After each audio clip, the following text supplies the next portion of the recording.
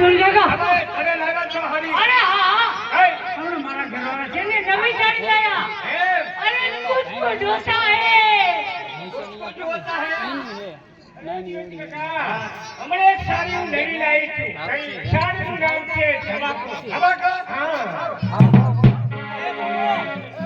અરે બાબુ हमने गरबा गा जावनु છે અરે જો કંચન પુષ્પા લલિતા બધી નવી નવી સાડી પહેરીને આવશે મારા કાકા તારા હાથ લાયા છે કે નહીં અરે તારો કાકો આઈ વાંકાનેર જીઓ તો ને અહીંયાથી મારા માટે એવા કપડા લાયો હે ને જો ઈ કપડા પહેરી આખા મૂડીમાં ફરો ને તો આ ગઈ જીયા ને મારા હમ મુસી કરે એ દાદા અને આ જવાનીએ ગયા ને મારા હમ સીટી ઉમારે અરે મારા કાકા લઈ લઈ અને લાયા ઈ કપડા પહેરી ના ફરું ને તો આખું ગામ મારા જ આમું જોયે તમારા કોઈ આમું જોયે અરે દાદા અરે એવું તો શું લાયો કદાચ લાયો હોય તો ચણિયા ચોળી લાયો હોય ના એ નહીં અરે તો પાણી ને લાયા છે ના એ નહીં અરે તો કઈ ગાચોડું લાયા છે ના એ નહીં અરે પાણી ને નહીં ચણિયા ચોળી નહીં ગાચોડું નહીં તો પછી કયા એ ચડીન ફરા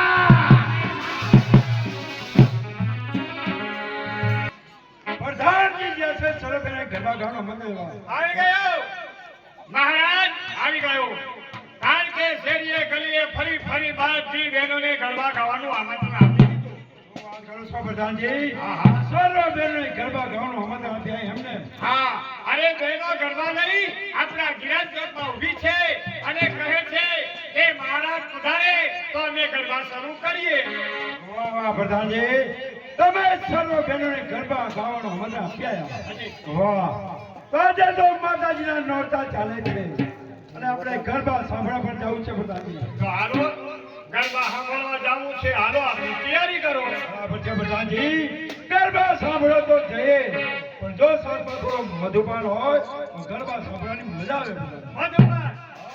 મધુપાન કહેતા દારૂ મહારાજ 9 દિવસ માટે માતાજી ના જે ગરબા ગાતા હોય ગરબે જઈએ તો દારૂ 9 દિવસ ન પીવાય 9 દિવસ માતાજી ભક્તિ કરવી જોઈએ 9 દિવસ માતાજીના ખૂબ ધ્યાન ધરવા જોઈએ 9 દિવસ માતાજીના ઉપવાસ કરવા જોઈએ મહારાજ અને ઘરે કહો છો એ દારૂ પીવો છે ના બે દીકરીઓ ગરબા ગાતી હોય અહીંયા દારૂ પીને આપણે જવાય પણ નહીં પ્રધાનજી દારૂ એ તો રાજા મહારાજાની શોભા છે હા થોડી દારૂ રાજા મહારાજા ના પીવે તો વાણિયા બ્રાહ્મણ થોડા પીવાના છે ભાઈ મને ખબર છે તે દારૂ વાણિયા કોઈ ન પીવી પણ બાપુ તમારા શરીરને જીરવાય એટલો થોડો પીજો પ્રધાનજી મારા શરીર જીરો છે એટલો જ પીવીશ તો એમ કરો તમારે જનાનખાનામાં જઈને પીવો છો કે કચેરીમાં પીવો છો અરે અહીંયા મંગાવો સાતમાં ન ચોરીને બોલો લે બાપુ નક્કી જો હારે ભલે હાલો એ ગઢમાં કહેજો કેવલી નાચવાવાળી દારૂ લઈને આવે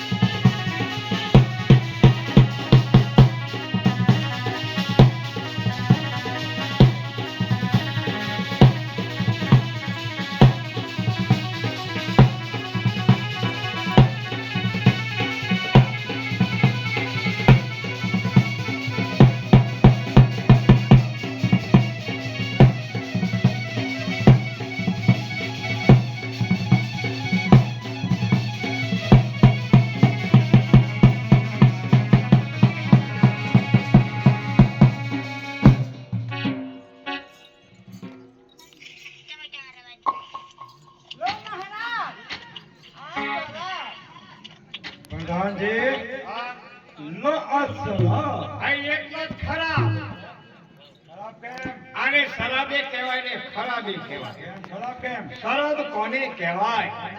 એ ભાઈને દારૂનું બંધાણ હોય અને એ ભાઈ દારૂ પી 5-25 માળામાં બેઠા હોય, એના બોલવામાં ફેર ન પડે, હાલવામાં ફેર ન પડે, હે તો એને શું કહેવાય કે પીધો શરાબ. પણ 2 કોથળીઓ પીધી હોય અને બજારમાં આટા મારતો હોય, લથડિયા ખાતો હોય અને કાંઈક ઓલી ગટર હોય એમાં માથું ઘર ઘાલીને પડ્યો હોય, ખરાબ. સાચી વાત છે પ્રધાનજી. નો ચાલે. ના, તમે પીઓ, અમારે ન પીઓ. અમે વાણિયા કોઈની ન પીવો. નહીં ચાલે. ના, ના, તમે પીઓ. નો ચાલે. જય માતાજી. જય માતાજી. પીઓ, પીઓ.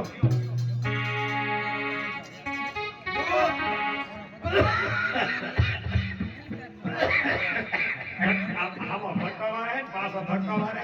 અરે પ્રધાનજી, આ તો ગળું પકડે જ છે. ઘરું પકડે છે કા નવસા કા ફટકડી વધારે પડી ગઈ હોય. અરે પણ અમે ઓલા ડોબાને આજીસન વધારે નથી પીતા. તેજ લાગે છે. એની ધારનો સીમા તેજ છે. પ્રધાનજી, હા. તમે કહો છો કે હું દારૂ પીતો નથી, પણ અનુભવ તો ઘણો છે. બાપુ પીતો નથી, પણ મને એમ થયું કે અત્યારે દારૂમાં કમાણી છે ને 4-5 ભઠ્ઠીઓ મેં ચાલુ કરી. ના બાપુ ઈ બંધ કરી, હમણાં ઓલી વીડ પડે છે ને એટલે બંધ કરી. પીવાનો પ્રધાનજી, પીવાનો બનાવવાનો ના, નહીં. બંધ કરી. એમને કહો કે સરસ મજાનું સંગીત થવાનું છે. આવો તમારું સંગીત ખાવા દ્યો. ભલે મહારાજ